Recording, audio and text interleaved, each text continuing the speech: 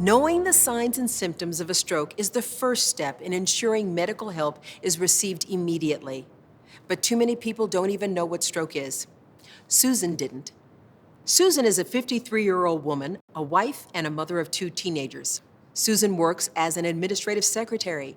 She stays busy with her kids' school and sports activities. In her spare time, Susan enjoys gardening, reading, and playing the piano.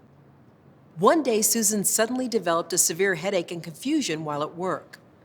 Susan thought she was getting sick and went home early to lie down and rest. In reality, Susan was having a stroke. Over the next several months, Susan and her family's lives were turned upside down. Susan spent several days in a hospital, followed by months of therapy. A stroke is a brain attack. A stroke occurs when the flow of blood to the brain is blocked. When this happens, brain cells die and brain damage occurs. For each minute a stroke goes untreated and blood flow to the brain continues to be blocked, a person loses about 1.9 million neurons. This could mean that a person's speech, movement, memory, and so much more can be affected. There are 2 main types of stroke: ischemic stroke and hemorrhagic stroke. Ischemic stroke happens when an artery in the brain is blocked, interrupting the flow of blood. Ischemic strokes account for about 87% of all strokes. Hemorrhagic stroke happens when a blood vessel in the brain bursts and blood spills into or around the brain. Stroke is the 4th leading cause of death in the U.S. and a leading cause of long-term disability. Each year, nearly 800,000 people in the U.S. experience a stroke. That's 1 stroke every 40 seconds.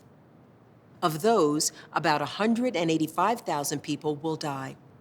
For every American that dies from stroke, more than 5 times that many will survive a stroke. And for them, the physical damage it causes can be enormous.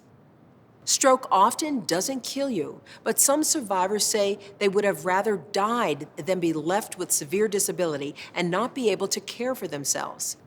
The good news is that some people who have had a stroke will make a full recovery. But the reality is that more than 2/3 of survivors will have some type of disability. Let's revisit Susan's story. She could no longer work or enjoy the things she did because her stroke left her with many deficiencies: weakness on the left side, vision problems, problems distinguishing distance, problems with short-term memory, trouble speaking, tiredness. Susan's personality changed, and she struggled with accepting the new her. She grieved for the life and identity she lost so suddenly and unexpectedly. Susan became depressed and developed anxiety over not being able to do even the simple tasks in life. How well one recovers may depend on the location, type, and severity of the stroke. For example, someone who has a small stroke may experience only minor problems, such as weakness of an arm or leg. A person who has a larger stroke may be paralyzed on one side or lose the ability to speak. Stroke survivors often feel like victims and question why stroke happened to them. They often feel life is unjust and have difficulty embracing their life after stroke. Stroke can turn someone's life upside down, and their recovery is often lifelong, but stroke impacts the entire family. Family members oftentimes become caregivers for the stroke survivor, and they play a prominent role throughout the post-stroke recovery process. Family members and caregivers are essential to successful home care.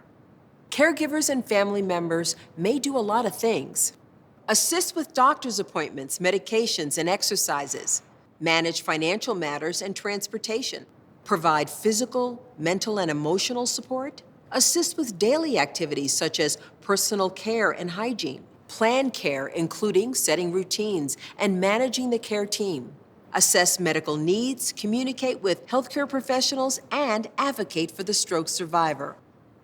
Caring for a stroke survivor at home can cause high levels of emotional, mental, and physical stress for the caregiver. In addition, disruption of employment and family life makes caregiving very challenging. Family caregivers can promote positive post-stroke recovery outcomes. However, they need to care for themselves as well.